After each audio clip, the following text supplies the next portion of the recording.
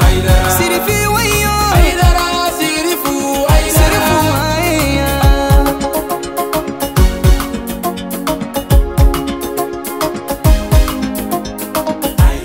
أعوذ بالله من الشيطان اللعين الرجيم. بسم الله الرحمن الرحيم. اللهم صل على سيدنا محمد الفاتح لما أغلق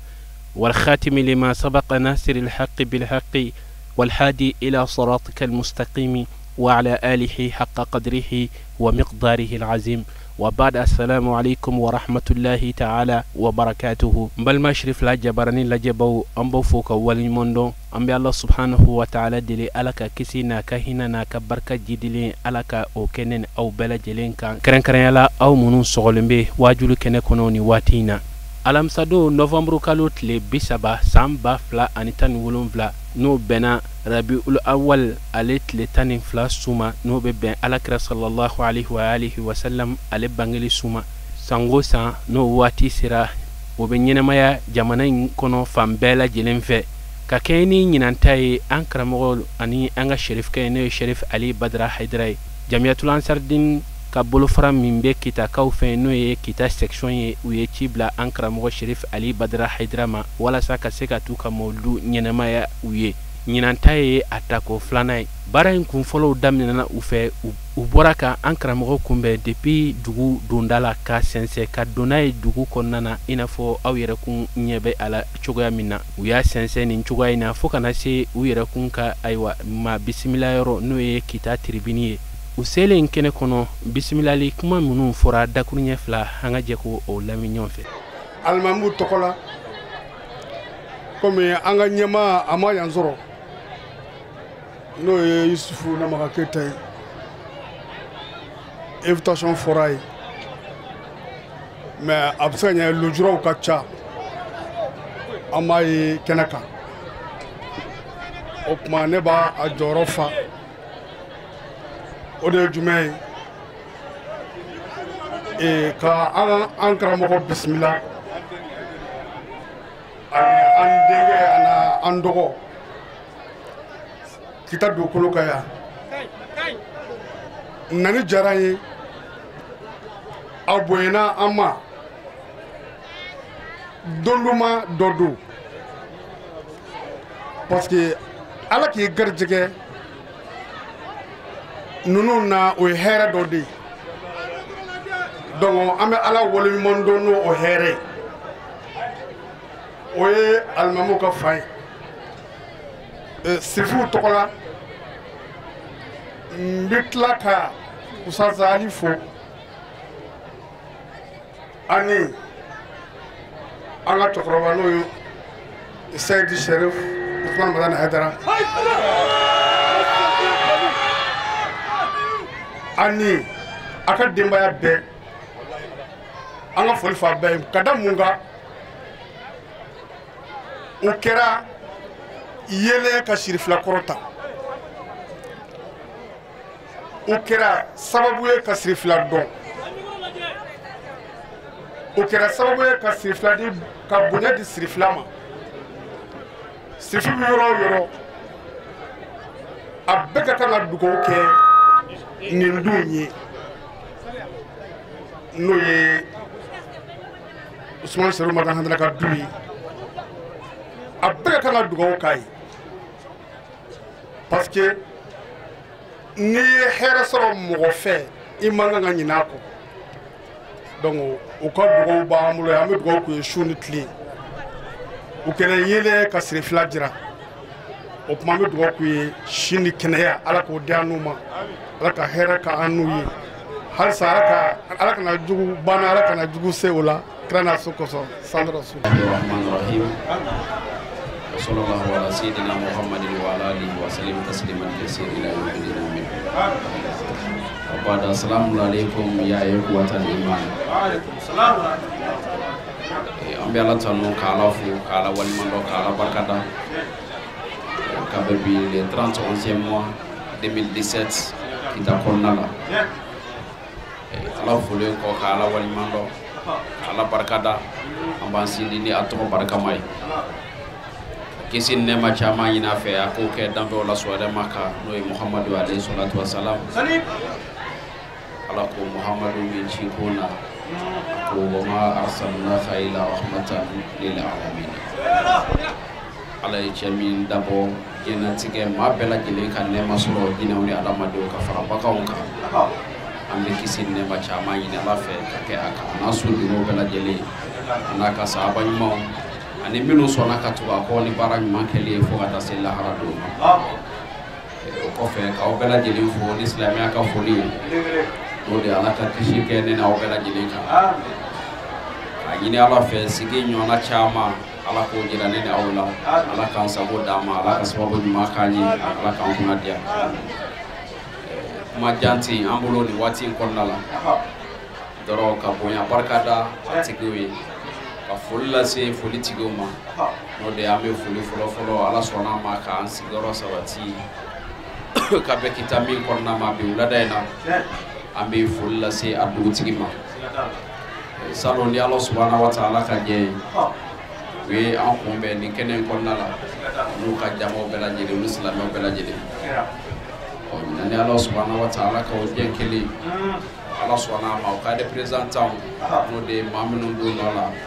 o nana kumbe ni torobo ni tulu ka bunyai ambi fulla si bela jide ma ko fe ka fuli kerengere ka nyeshi anga dine nyamo ma do yanga imamu yi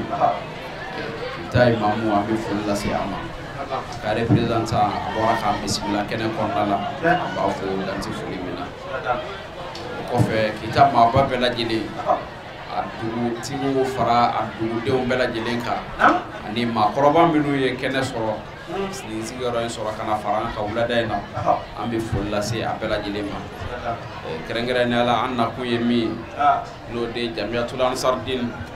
shemulu ni musomulo yerandi Allah subhanahu wa ta'ala mani akadina demeli nundi anu kana fuloy akilla ulu de ni nani la yini anka ita konna la kabisa ante meno na fuga senyina ma ambu fo ko la du dafala ambu fo ko dine barala ambu fo ka kesirila danti fulimina ngani soja jirawla anga fara fuli jirawla ka yini anka ka ambo bamako angana kana kafonyoka kabo jumena ke yini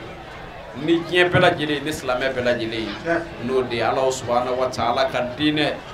jolai anas batilai no de Muhammad Mustafa ka bangedi ni sojai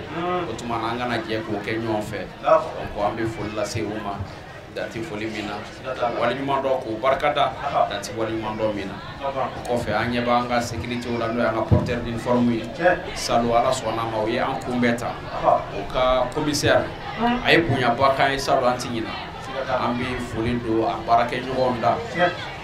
minumbi anfe kenen kono ya ka fulla si o kanye mama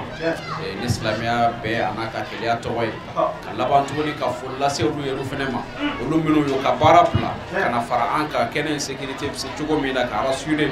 o tumana ambu fula dati fuli mina o wali mando dati wali mando mina inshallah taala ko minni ala sona ni wati makoro anga boya kata ansejo ambal maula no de anfawi anga makoro e tuwi makoro e tumana ni ala sona wala wati ko kama antina kumaje to rambe fulle la si awma anga ni soja jirawla anga fara fuli jirawla au fu danti fuli mina inshallah taala ni au klo gardiga kera minyi suina ni ayinyo kafu Allah subhanahu wa ta'ala ka keneka o inshallah na klo gardiga kera minyi abo awal makeda ana ko giri bukendi au dingeda o inshallah ta'ala binume anga shirifu fu danti fuli mena o de anga ma ko minumbe amule anga aidrau ni shirifu du fe biya ambe fulla si bela jidema aywa ka katuni ni ka bokuma la ni yorola afo assalamu alaikum wa rahmatullahi ta'ala wa barakatuh watemenen ko fe an karamo Sherif Ali Badra HAIDARA ayi kunda kita dugutigila kawma kata bunya masegila ufen o yorola min sorola anga nyima daw fe bi nawna ran fotuni adiaranya abunyarama mpana be do kai ay demsen alaka mo baya me do kai demsen alaka mo baya adama de singoro jugu balma jugu tari jugu alaka kisabema akwa dina demsen dina ne barka min bala ne re jiba ko antum alaka barka do ala momo ka bala ne gasi alaka nal nodi mo me ka ba jide ala kan nobbe me do kale na man nga do aka chala fe ala bamina mbora makade ngani ngela mbo do kawe ka wili kanafo ne be nga do kay folo o pra le be do kanega do la ban ala suka o bolen ko ayi kunda kital man ba fe kata bunya masigila yem fana min sorola anga je ko fana lame ya pune ay sawali ambe de kile ambe gaza yini kile kuma nana kana sia fola wajani ka bema rawe ko sik foli ko sakai anaga jamama una alaka gehera una ya alaka gehera kasagi kasaba ko alaka gehera jama ka jala ka wala alaka gehera bala soro kana ba kono o temenen ko fe ankramo Cherifla ali Badra HAIDARA asen jora yoro chamana keren yala kita dugutigila ka mimbe ni chrétien do atara bunya masegila u fein ka yirula ka foko chrétien ulu de la ka ke jigiyaye alakirama sallallahu alaihi wa alihi wa sallam atlala ka boy sherifu munun be kita atara bunya masegila ulu fana fein o temanen ko fe ina fo awere kumba kalama chugamina surafna to dumnin ko fe bela jelen nyogon soro kita ale nola ci terena maw bora fam bela jelen fe kana suin nyena maya ankramo Cherifla ali Badra HAIDARA fe kenen abara kun folo damnana mamunu wele lakana wele lamine uluka folika nuka nisondia kan min surala o kene kono anga jeko anyama daw fe ba bela jele abe bismillah ala ya nyuman do anyama ala ka be nyuman segi kasi asirolo anzira ya kiraba bangini kanumin gamo amba ina ala fa anzira ni hamina mini ala tabe amba ina ala fa ala ka hamina bet la ya rabbi ala ko ke karam na mo ke bay mbunya koso ala ka hamina bet la ya rabbi ala bo ami foli de anga situation kelingilina bela jiremo anya wole bla umo abe kelingilina nana kana anga wole jabi o jera anya ko sebe ani kita jama bela jire bora ka faranga bara mbise ka nyenye chiko mingono vraiment an so jera yere ala hakli kundani jama mo ambe befo fo chiko nyumano assalamu alaikum wa rahmatullahi ta'ala barakatuh dunamba munana shuina amba fuye o bismillah unana herala ala kusegi herala unana baramina ambe ala deli o bara ala kasabati ambe bulu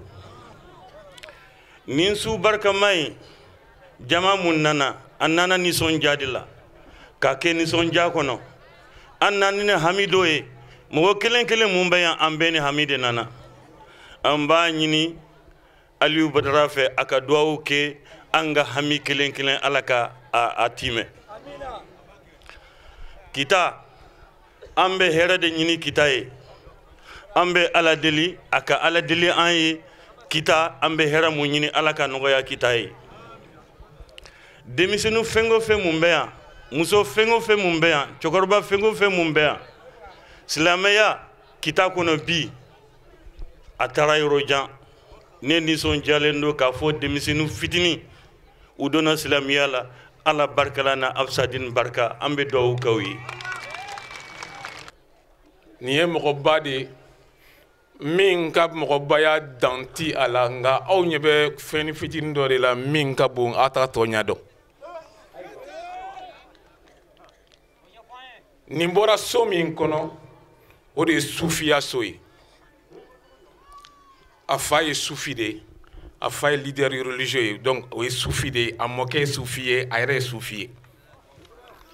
mais ni minti akalama iba miriko ansardine couvre min fenete soufia ansardine fem belebele ba de min kabo min nana kana dine ko ka sanuya olamba nyini afe Badra alufe amoke togoyala afa togoyala abora bokolo togoyala akase ka do ke kita bela jelen ala ka to kita ka here soro anana here abe bo here wa abe here fina to akokata assalamu alaikum bela jelen ko fe ankramo Cherifla ali Badra HAIDARA ay kumata ay kuma kun folo damne ni folika ani bunya masigi ka nyasi kita kauma ankramo ama dadi fiu jamiatul ansar din ka wulika jo anu ka chesri anu ku wele kana sabalima adasira nin kuma belebele munuma anga je ka aywa anyamada o fana fe ndi ni masaw ka masato goy Allahu akbar ka kisin ne ma chama nyina fe ako ke Aminata deni Abdullahi deka Madu no e sayyidul rusuli Muhammad alayhi salatu wassalam Salim ani asodi nga sanu maw kabiri anga dina chebala no e sayyidina Ali Asadullah al-Ghalib alay chemi nyeda sanu ya na masujudu bi boli Allahu akbar kana si anga dina musoba mano e Fatumatu Zahrawi muso mi ni alaye akella hara muso ka aljine kono dew nyamaye kana si Hasani wal Usaini ma flani flamunun jora dine njigi koro Sigatalla ko ni dine ndemeli onni anuka nafulu Allahu akbar ani olu bona o bela jeli foka se bima ambe kisi nyine no bela jeli Sigatalla kisi nyine ko ni kira so dingawi ambe kisi wara nyine alafe ako ke kira ka sahaba nyumo ka kabire Abubakar Siddiq wala kana se Usman Uma Umar al-Faruq ayo ani Asadullah al-Ghalibi kasaka sahaba nyuma to bela jilema minun zona ka tugo Muhammad Mustafa no fe naka makan la batuli ani naka nyini fon keluyi ambe kisi nyini oni sahaba to bela jile Allahu akbar ka kishi wara nyini tuguni ala yin fe ako ke nini aw bela jile ka kan nini aw bela jile do kira manto yala Sigatalla kalaba ka ufo ni islamia ka ben anaka keliya fuli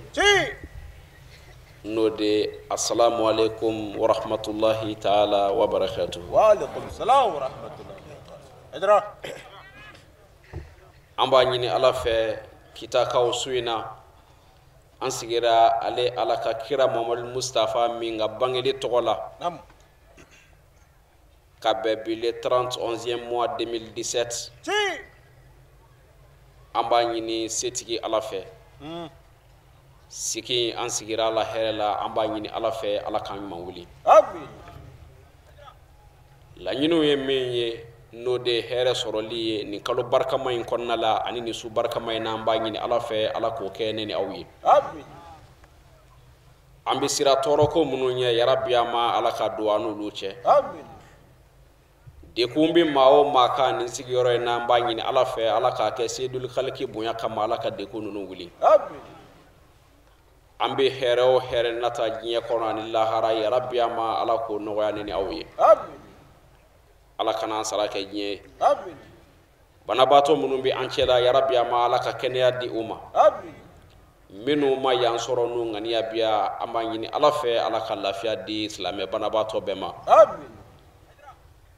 kenya bato munumbi ala ka kenya o jidi amin che munumbi ani muso munumbi a furu ko be minu na ya rabbi ama furu barka ma bi ala bulu ala ko di furu nyina bema amin dengo bi mawo mala suim buya na barka kama ya rabbi ama ala ka dem barka ma no ganye amin anga jamana ala ka here kai amin anga jamana ala ka here kai amin basigi ani keleya ya rabbi ama ala ko sabati anga jamana kono amin nyogon kanfo ani nyon lame ya rabbi ama ala ko sabati anga jamana kono amin de ko minum bi anga jamana kono ani islamé jamana fen fe amba nyini ala fe ala ko bela jelen wuli amin toro ko minum kun dambi anga jamana o ka ani islamé jamana o ya rabbi ama ala ko benyoni amin ala ka sababu nyuma kanye amin ala kan sutura amin islamé ala ka deme amin ala ka anga deme baye amin ala kan fatu islamé aka amin ya rabbi ama anga tabawo ala ka hine ula amin min bewni ala che ala ko yafa amin min bewni jonche ala ko tawiye amin saya imban wiru soro domina ka soro na la bi nyon fe ala ko latige amin ala ko kaka ala ya bunya kama amin ala ko kɛ su in bonya kama ala ko kɛ sigi in bonya kama kira ana sodingo kama sallallahu rasul karim salib bro sigatala jamiatul ansar din amina sawma amina sawma uli baldo de awi laydu min tawere ka amina sawma kaba ko do nga yano che kanu ba minum be ani deme ba minum be islamiyat deme lila ani jamiatul ansar din deme lila ambi ful la se u bela jelema sigatala ka fuli kelenge ka folo anga dugutigi la no ye Musa Keita ye ambi ful la se amani sigoro ina salo ayamboya nyina fene ayamboya wa aye jamiatul ansar dinu bonya korole aye islamia bonya korole yani biche antara fe bonya kuma fo ite mi ma fo anyana sigatala bamanon ko te ko tiga woro nyongo ko de farakacha we fem mi voye chogoroba inka ala bashiria sigatala o babo ngamba fo ni zigoro ina ka du befu ka slame befu atogola sigatala o kofe amina nga chrétien ka aywa mon père te dugutigi Paul Keita Paul Keita koni chef de quartier amba ka fulla se ni keneka ay amboya be chrétien togola amba fo danti foli mina sigatala doro anyo de fo ay wuladaina ngo islameo ani chrétien différenci fo itane nyonche abada fona kera lala doka fam yali chuko kera ni dota kera ni sigatala edra wuli balire wallahi mukama kunu olu de jora nga Muhammad Mustafa jigi koro mana mina de ko baka olu de jora islamien jigi koro pour que aka biso sigatala wala abi wajibi islamien o ka ni kuy dambi alala ikuy damba ka kirala otumana ikanga la degeli ke kira ka walewla ay minunge ani mawedawci abo chugo kere na chrétien ye islamia bismillah kunu kira yere fene mako ma fitiri wale kunu abada edra ujera ka baraw ke nyonfe amanga chrétien fu sigatala poli ka foli togola ambe kita chrétien bela jilen fu kelengele ani jamana in chrétien be ani jinye chrétien be sigatala o kofe anga dine nyema no e anfa na karamo ye no e anga imam Musa Keita ye amba fo nisgoro ina ukaka antara ulade na fe anaka de kum bela jele abora kam bismillah fo aka du chama jedila sigatala kasoro de kum mimba kan ni mami yere ay e ba sheria sigatala billahi wallahi ni make foi kama fona kera ala ka islamia ben anaka keliyai olu ye angala mina kunu unano de jira anabi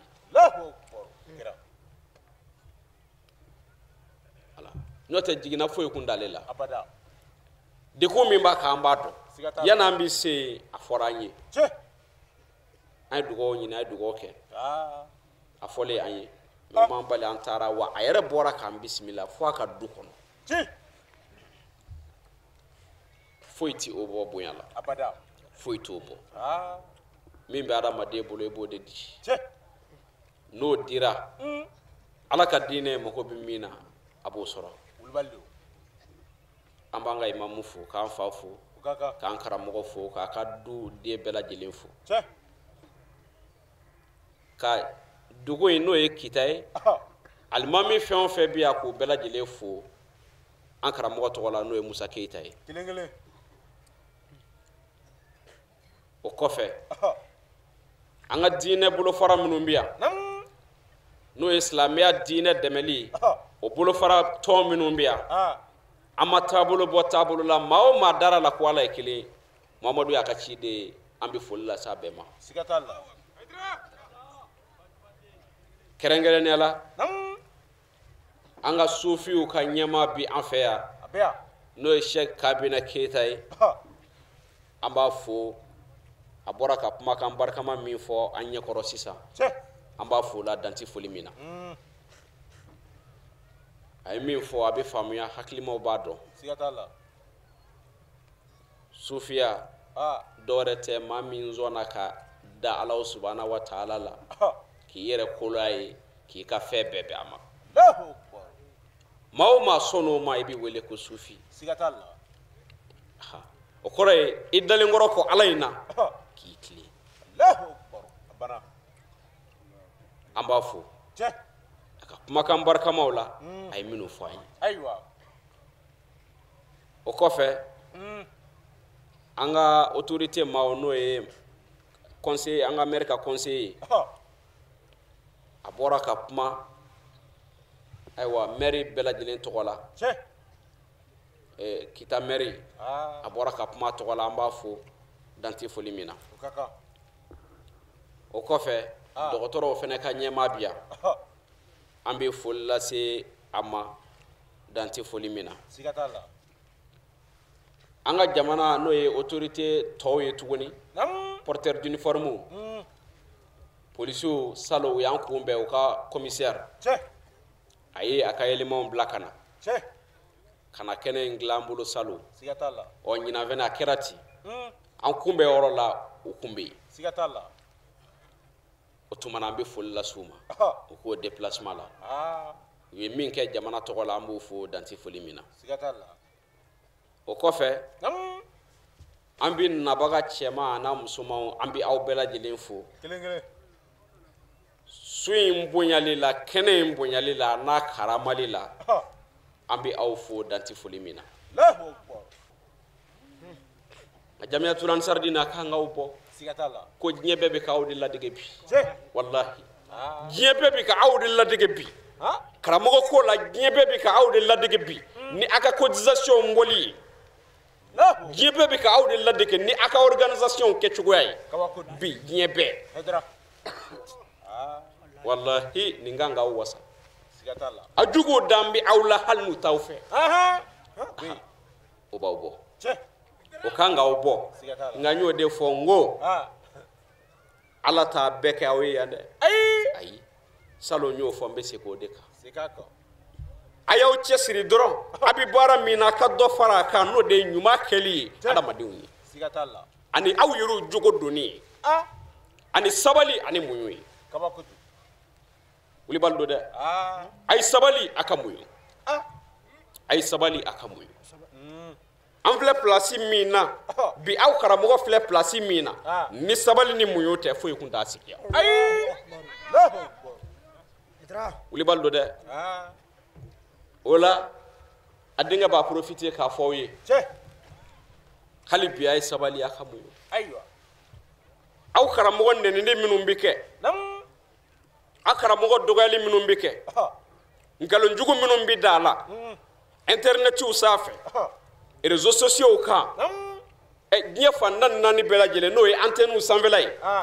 Jamiatul Ansardine ani Haidara kanuba bɛɛ lajɛlen an bɛ min ɲini aw fɛ o de ye sabali ye wulibali don dɛ ni y'an kɛlen ka bi sɔrɔ sabali de don Ala ko a bolo bi sabali jɔnw de fɛ ɔ ni maa min ko ne ka n da sara Ala b'a bolo bɔ a la n'i ta ye tiɲɛ ye n'i ta sara ka ban a banna o Ala niyɔrɔ t'a la dɛ ɔ nka ni sabalila dun Ala bolo ka bon ka tɛmɛ bolo bɛɛ kan n'a ko a bɛ ɲɛ an ka taa jigi a kɛbaaw kan Ala maa tɛ se k'o kunbɛn dɛ o la Jamiatul Ansardine ani Haidara kanuba bɛɛ a ye sabali a ye sabali a ye sabali a k'aw sigi a ka kow kɔ lajɛ wallahi abi here min nata abi fe min yini aka dine na noy ala ka dine aw bi korota ni bonya min yini ala fe mi ko fe kana min ga bo bia mi minai amin wuli baldo de ngo fe mi ko fe kana min ga bo ambe min nabi tomido kunungo seli ani sun ani hidi ani jaka o de kumbe ala ka silamɛ ala kunu mali kɔnɔ ya wallahi ani diɲɛ kɔnɔna la nka bi jumɛn de bɛ yen ko jogo wallahi minnu ko ko seli kunu olu de ko jogo bi wallahi aw bɛ wasa jumɛn ɲini min ka bon ka tɛmɛ nin kan ate ala sɔnna ma ka bɛɛ lajɛlen daminɛ ka bɛɛ lajɛlen dusukun karaba k'a kɛ aw ta ye aw kun bɛ min kan n'o ye ala ka silamɛya ye min ye ka jɔnw karaba k'u bila a fɔli la hali n'a man d'u ye bi kabako don ala kan 70 seli jurumu bɛɛ bi yafa astagfirullah worodi siɲɛ 70 dɔrɔn i ka san 70 jurumu a bɛɛ bɛ effacer nin fɔra ya koyi kabako don a fɔbaw dɔw balolen don u ma sa fɔlɔ kabako don nka jamiyatul ansardin ni ala ka dɛmɛ ni muɲu ni sabali ala sɔnna ma bi olu da kɛra jogo ye siga t'a la kana fɛn belebeleba la i bali n'i y'o natɔla la dɔrɔn i bɛ fili de siga t'a la fɛn in yɛrɛ bɛ jumɛn sanfɛ walima fɛn jumɛn b'a la ka fɛn in sama i b'o de lajɛ balik ni tayi n'i y'a fɔ avion belebeleba lajɛ sanfɛ walima k'a belebeleba lajɛ duguma i bɛ fili siga t'a la jumɛn de bɛ k'a marcher moteur i bɛ moteur in de lajɛ pneu minnu b'a kɔrɔ i b'olu de lajɛ o tuma na n'olu sabatilen don kaba dɔrɔn a dɔn ko avion ka ɲi foyi t'a la jogo in aw b'o de kan kira mamadu mustafa taara ka min to yen aw b'o de kan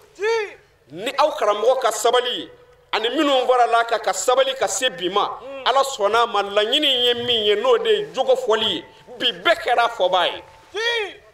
a ka di ye o a man di ye o n'i m'a fɔ maa t'i lamɛn n'i ma jogo in fɔ ka ban dɔrɔn baara tiɲɛna mɔgɔw k'i lamɛn maaw k'u sigi ko dɔ b'a la ka kuma fo i k'a fɔ ko jogo min kɛlɛla kunu siga t'a la a ye sabali fɛn bi kɔfɛ ka na min ka bɔ ka tɛmɛ nin bɛɛ kan jogo in ala sɔnna ma o bonya segira aw ma o karama segira aw ma mun bɛ yen min ka bɔ ka tɛmɛ o kan aw mako bɛ jumɛn na min ka bɔ ka tɛmɛ o kan bi tiɲɛ fɛn o fɛn bɛ yen ni aw y'a fɔ kunu a ka sabali n'a ka muɲu kama ala sɔnna ka n'a bonya bɛɛ d'aw ma bi mɛ hali bi a ye sabali hali bi a ye sabali a ye dara kanuba bɛɛ lajɛlen ani jamiyatul ansaru bɛɛ ka sabali ayiwa an bɛ min ɲini aw fɛ o de ye nin ye dɛ a ye dara ye nin de ɲini aw fɛ kunu a denw bɛ segin a kan a pilasi la n'o de ye ni a dala ne ye k'a fɔ silamɛ bɛ yen ni a ye dara dɔgɔyara dɔrɔn taa n'i yɛrɛ ngo ni a ye dara dɔgɔyara yɔrɔ min na taa n'i yɛrɛ olu bɛ si ka kulo mɛ ni dɔgɔjɔ la y'a ka dɔgɔjɔ bila don o don ko olu b'a la ka kule kɔngɔ n'a fa olu ka kulo bɛ dɔgɔjɔ baliya a y'aw ka dɔgɔjɔ a ka wulu to yen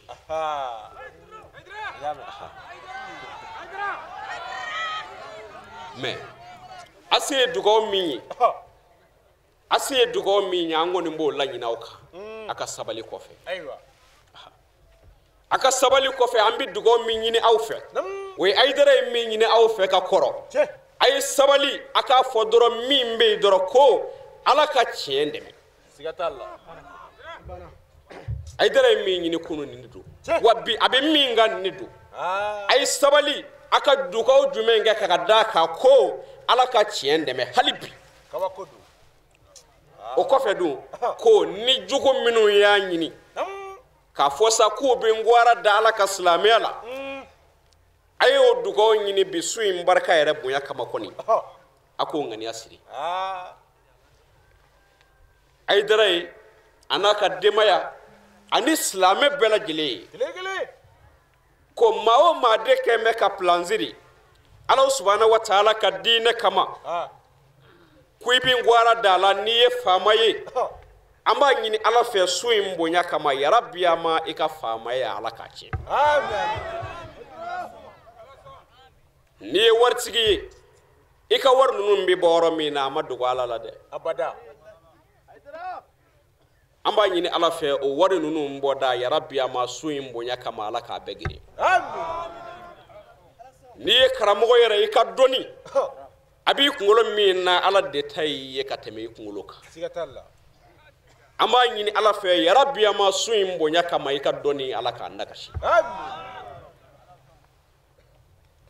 an bɛ min fɔ a ye ka da ka sabali ka o ye nin de ye amin walasa n'a jara Ala ye Jamiatul Ansardin ani Haidara kanubaw ni y'aw ni yɔrɔ ye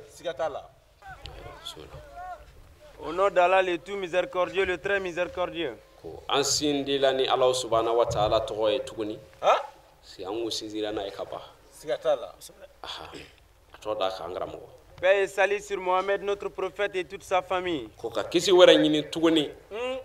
ka kɛ an kuntigi ka n'o ye Muhammadu alayhi salatu wa salam a n'a sodenw bɛɛ lajɛlen Le prophète Mohammed, paix et salut sur lui, est né à l'aube du lundi le 12 Rabil Awal, qui correspond au 20 août 570 après Jésus-Christ. Ko i k'a dɔn sa su in na an sigi filɛ karamatigi min tɔgɔ la n'o ye Muhammadu Mustafa ye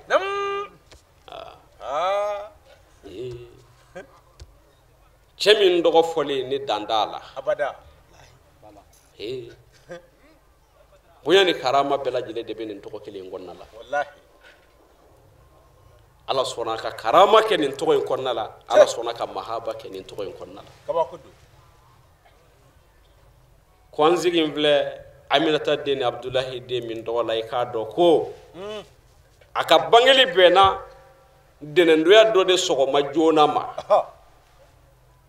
ka bɛn Rabil Awali tile 12 ma sɔgɔma joona kɔni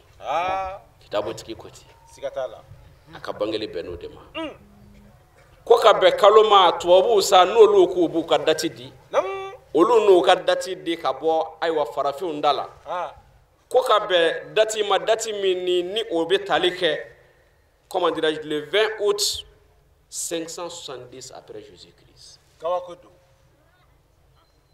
le 20 août 570 après Jésus-Christ ko Muhammadu Mustafa nana diɲɛnatigɛ la ka bɛn o de ma dati min ni tubabuw b'a jate le 20 août 570 Isa kɔfɛ Ala ye kira Muhammadu Mustafa bange k'a kɛ kayira ye k'a kɛ kɔrɔta ye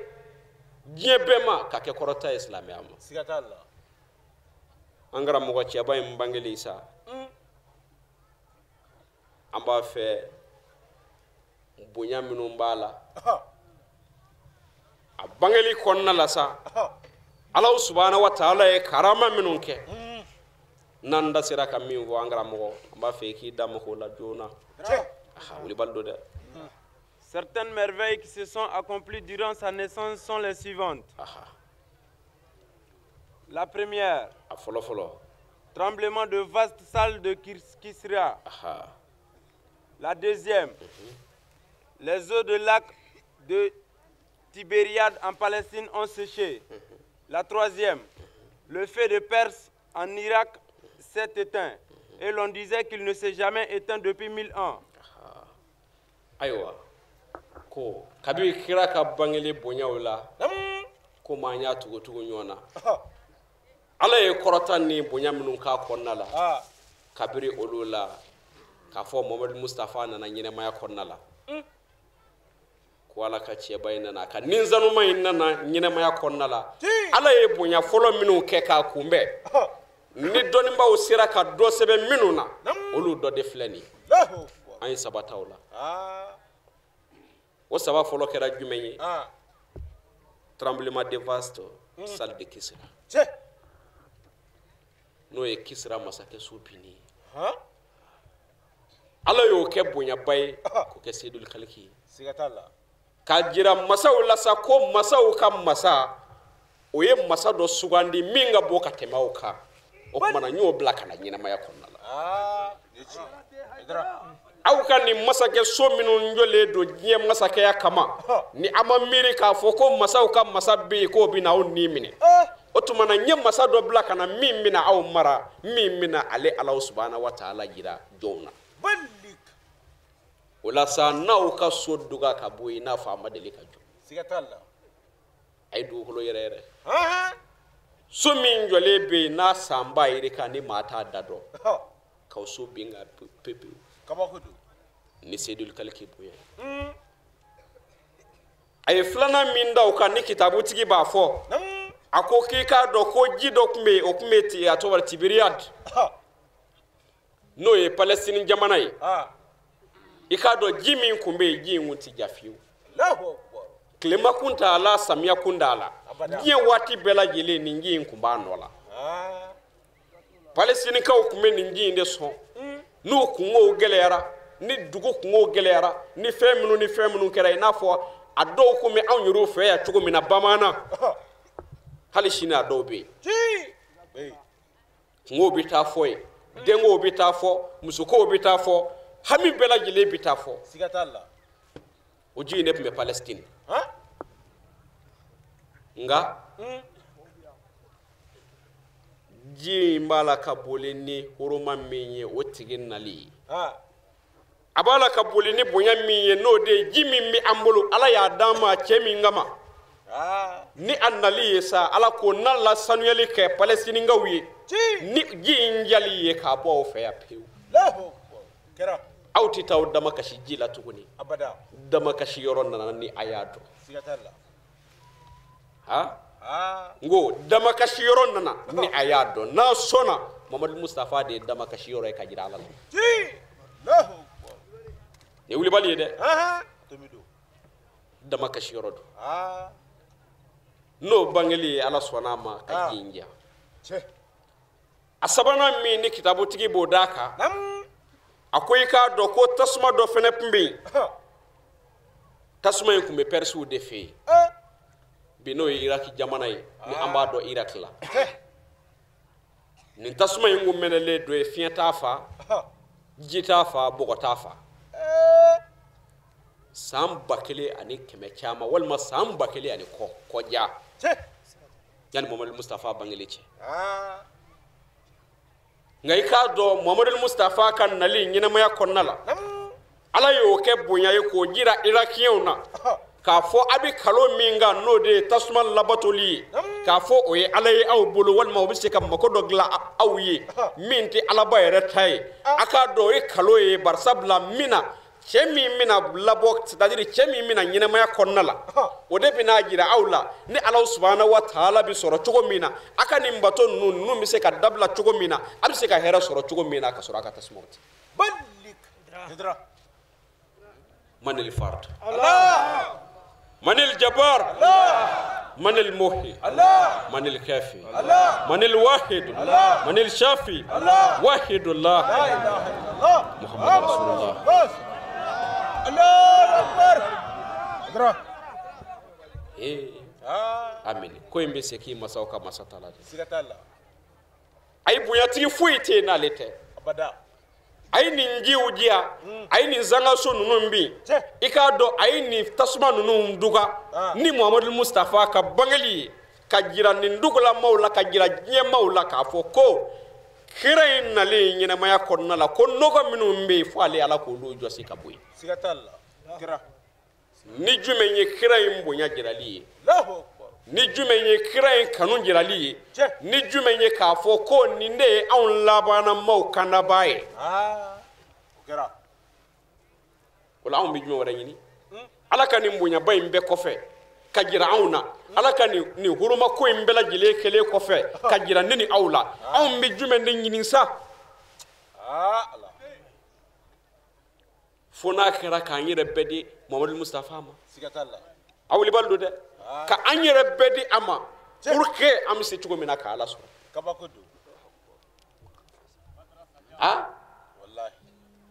o de kama ala ko Muhammadu ma Qur'an kɔnɔ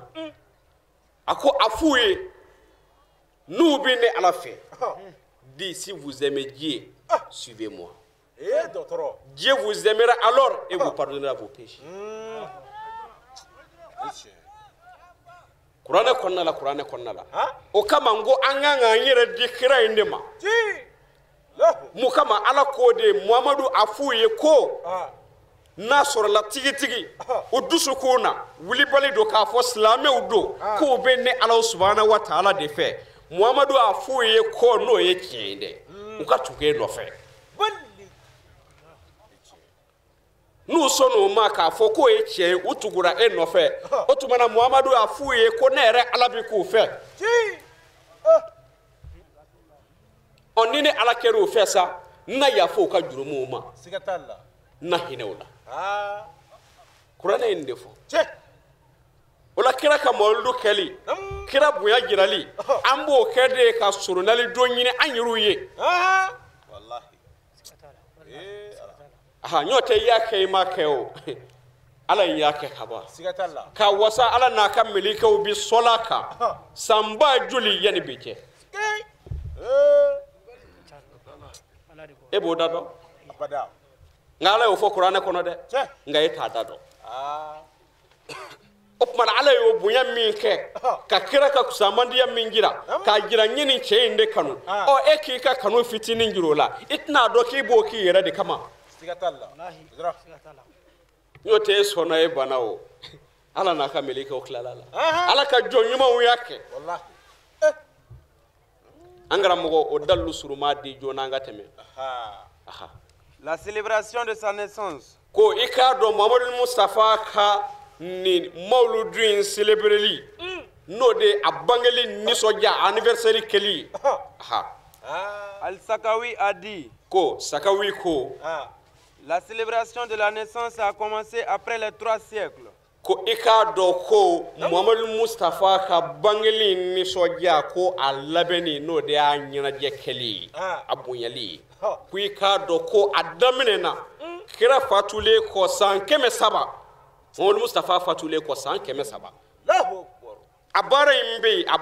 bɛ yen fo ka se ka tɛmɛ n'a tɔ ye. Et depuis cette époque, les musulmans n'ont pas cessé de célébrer l'anniversaire de la naissance dans tous les pays et les grandes villes. Ko i k'a dɔn depuis kira fatulen kɔ san 300 kira ka mawuludu kɛli bɛ yen. Dugu bɛɛ lajɛlen na silamɛw fɛ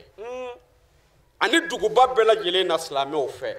k'a daminɛ kira fatuli la 3 siècles san 300 kɔfɛ a b'a la ka honorer o kɔrɔ ye baara in b'a la ka kɛ depuis o waati fo bi n'i y'o ta k'o jateminɛ k'a lajɛ o kan ka bɛn bi san 1000 ani san 100 ani san 30 ani dɔɔni ne hakili ka di ni ye Al-Sakawi de kumakan ye kitabu jumɛn kɔnɔna la Muhammadu Rasulullah i bɛ nin sɔrɔ Muhammadu Rasulullah kɔnɔna la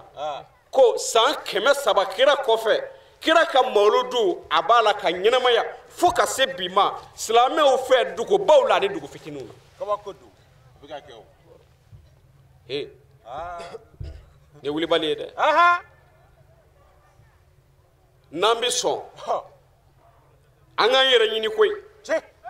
an yɛrɛ ɲinini ye jumɛn ye an k'an bɛɛ di kira ma a k'an bɛɛ di a ka ala ma mun kama n'an ko ala in an y'i dɔn kira de fɛ i ma jigin ka kuma maa si fɛ i ma kuma maa si fɛ nka ka sɔrɔ n'i pɛrɛla an bɛɛ b'a mɛn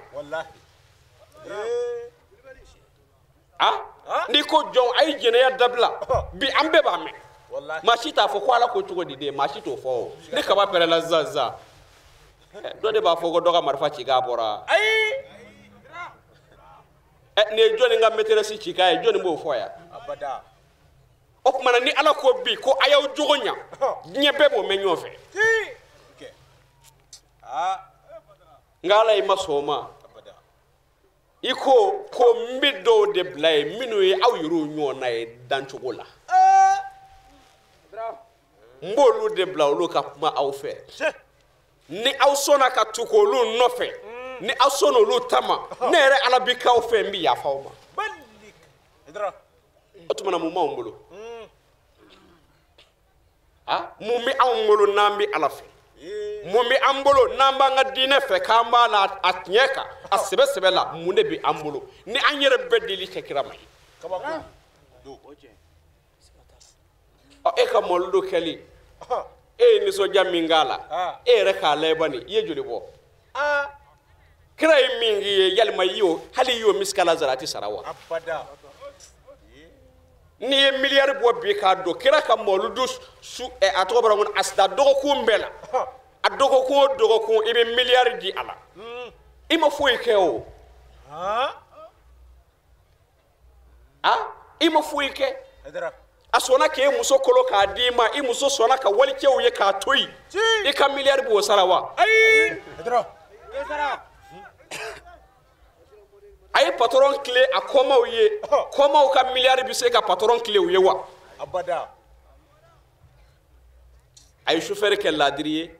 yalma milliard bo kewa abada ay deunga duka de naka makan yalma e ka milliard bi se ki dengele nga duka de wa ay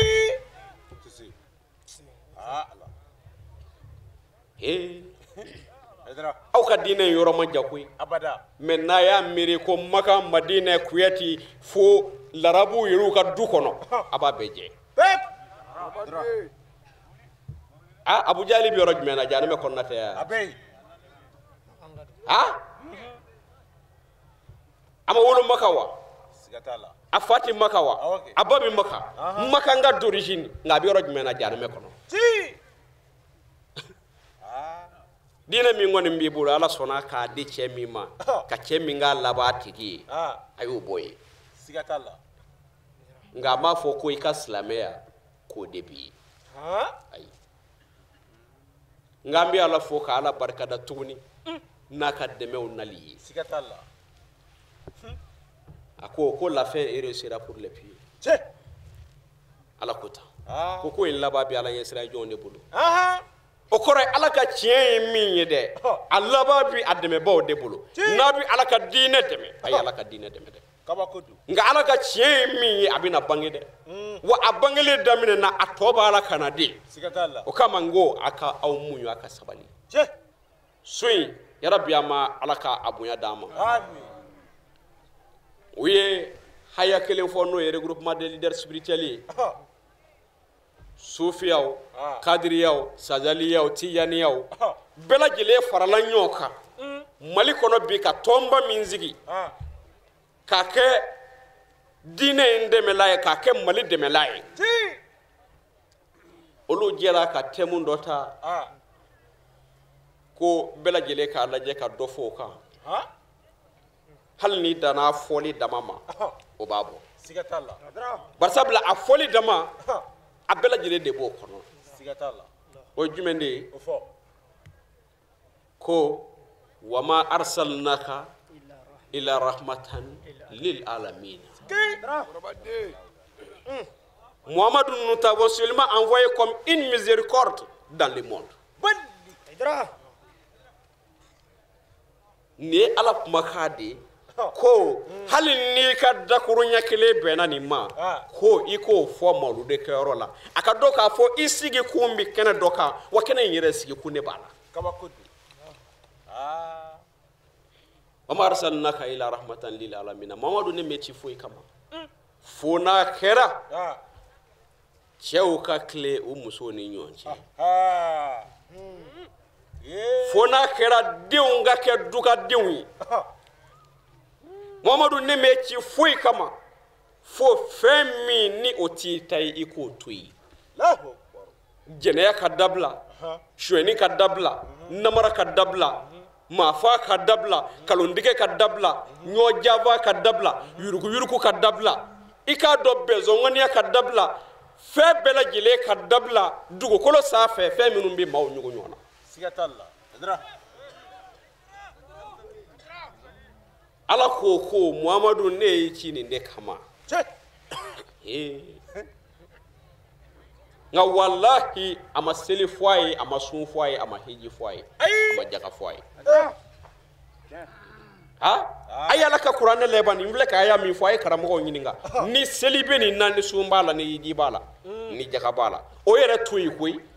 yalima silamɛ de tɔgɔ bɛ nin de la wa kafiri de tɔgɔ b'a la wa jinɛ de tɔgɔ b'a la wa jumɛn tɔgɔ b'a la ko diɲɛ bɛɛ silamɛ ma fɔ ya kafiri ma fɔ ya nin de kama i kan ka sɔn i ka muhamadu ye hali n'i t'a fɛ i kan ka sɔn a ye mun kama a ci kun ye nin min ye wallahi i kan ka sɔn a ye nin kama silamɛw ko tɛ kafiriw ko tɛ ko diɲɛ bɛɛ lajɛlen diɲɛ bɛɛ bɛ se ka laadiriya sabati cogo min na ni laadiriya sabatira diɲɛ kɔnɔna la o mankan minnu ni kɛlɛ minnu ni niyɔrɔ dun minnu bɛ yen n'olu dabila la sisan a fɔ an tɛ miliyari tɔmɔ don o don an si dilan kan wa ko nin de kana fɔ nin de don kira ci kun ye nin de ye sonyɛni ka dabila jaba ka dabila namara ka dabila an k'an tile an ka aladanaya kɔfɛ an k'an jogo ɲa kira ko ten o cikun foyi t'ale la ni nin tɛ a y'o de fɔ kumana min na magankaw nana ka n'a ɲininka n'o ye makan yahudiyaw ye a n'a kerecɛnw o k'i cikun ye jumɛn ye o y'a sɔrɔ ala tilala a ye nin wɔlɔfin k'a ban muhamadu yɛrɛ k'o ma sa komi ne kira bɛɛ lajɛlen cira bɛɛ ci kan bɛ d'i ma a ko ale kira ci kan ye jumɛn ye a ko innama bu'istu li utammima makarimal akhlaq ne muhammadu mustafa mankan ye ale ma ci foyi kama a balima kira minnu tɛmɛna olu ye nɔ ɲuman minnu to yen jogo ɲuman minnu to yen ka na olu nɔw sabati ka baara ɲuman kɛ dugukolo sanfɛ ni jogo ɲuman baarali ye kira ye seliko fɔ a ye sunko fɔ a ye hiji ko fɔ a ye wa abada a ko a cira nin de kama ko jumɛn a bɛɛ fara ɲɔgɔn kan ko jogo ni maa min bɛ nin fɔ i bɛ nin fɔ dɛ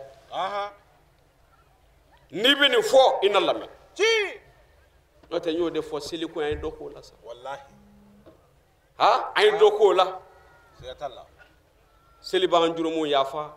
don o don dɔ bɛ ka fara e ta kan dɔ ma k'o la ten o t'a ɲɛɲini sa fo yafa cogo wɛrɛ tɛna sɔrɔ yen min ni seli dama tɛ kelen ye a ye kɛ ala n'a ka kira fɛ a ye kɛ ala ka kira fɛ ala bɛ k'aw fɛ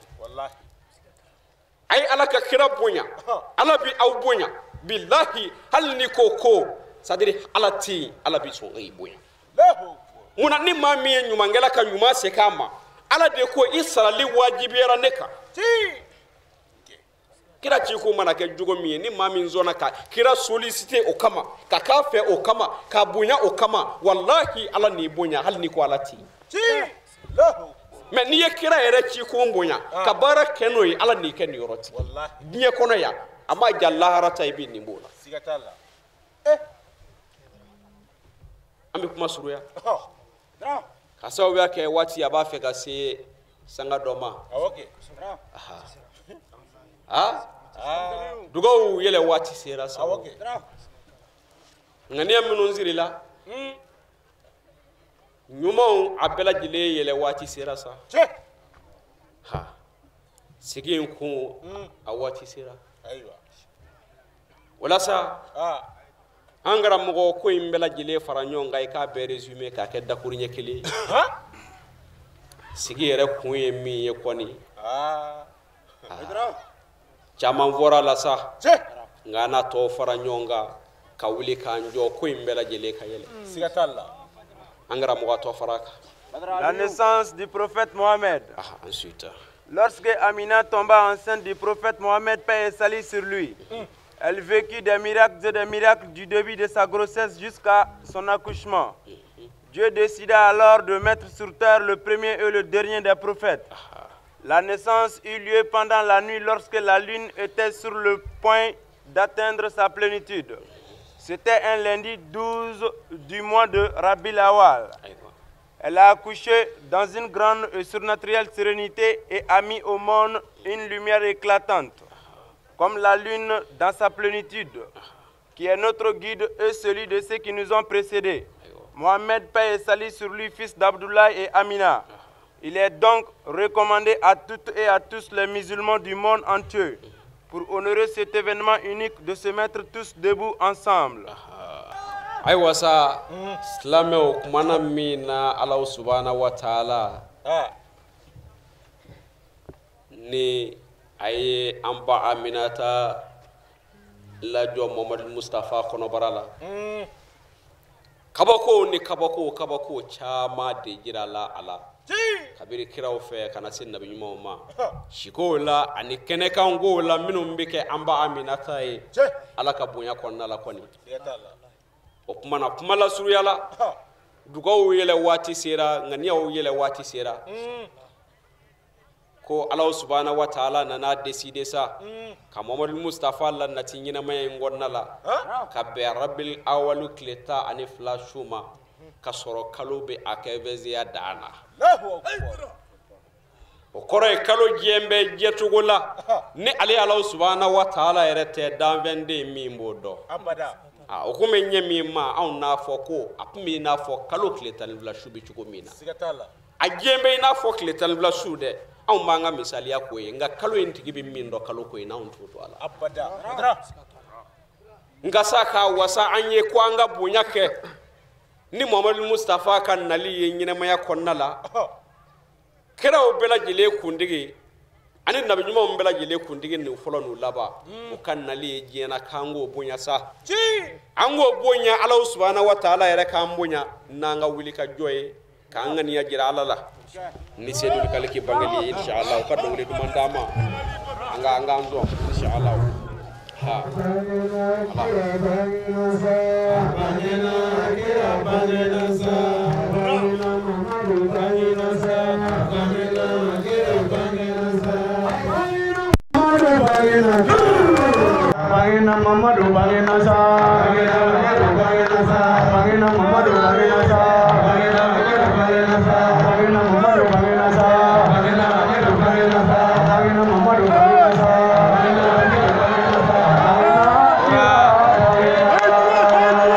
dugu jɛlen kɔ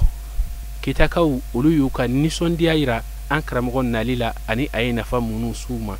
u ye min fɔ an ka ɲɛmadaw fɛ. Wala o folikan lasegin b'an bolo ka lase u ma ka daminɛ kumanda ni a ka jamakulu bɛɛ lajɛlen la ka taa se komisɛri ma ka taa se mɛri ma ka taa se dugutigiw ma ani dugu mɔgɔ bɛɛ lajɛlen vraiment baara kɛcogo kɔni an wasara la yɛrɛ yɛrɛ an yɛrɛ y'a dɔn tiɲɛ yɛrɛ la an ka di kitakaw ye ka da baara kɛcogoya kan mɔgɔw bɔra bɔcogo rɔ an yɛrɛ kun hakili tɛ hali bɔcogo min ma jamana an nimisi wasara kosɛbɛ parce que n'i y'a jateminɛ an y'a siège fɛn o fɛn ta a bɛɛ dɛsɛra y'a ye vraiment o kama an nimisi wasara yɛrɛ yɛrɛ de. O tɛmɛnen kɔfɛ an karamɔgɔ Cherifla Badra HAIDARA a y'a ka nisɔndiya ka min yira baara ninnu kuncɛli kɔfɛ a ye min fɔ an ka ɲɛmadaw fɛ. Ayiwa alhamdulillah an kɔni an bɛ foli lase kanuba bɛɛ lajɛlen ma an bɛ foli lase d'abord minnu yɛrɛ kɛra sababu ye k'an wele n'o ye kitakaw ye u ye bonya min kɛ Muhammadu Mustafa ka diinɛ in kɔnɔna la n'o de y'a ka anniversaire kun kan an bɛ foli lase u bɛɛ lajɛlen ma